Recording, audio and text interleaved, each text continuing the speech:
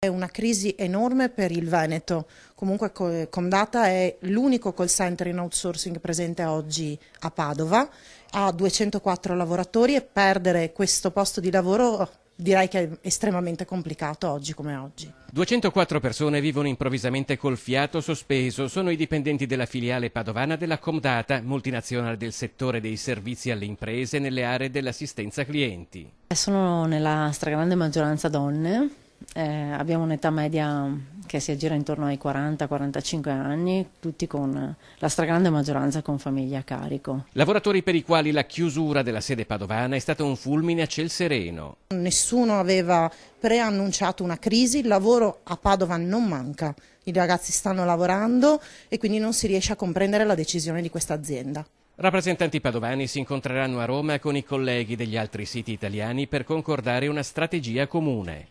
Ma noi speriamo di ricondurre l'azienda a più miti consigli perché comunque non vediamo come siano conciliabili le operazioni di espansione che stanno facendo nelle altre zone e in tutti i territori con la chiusura di 2 siti in un'azienda che è perfettamente in salute.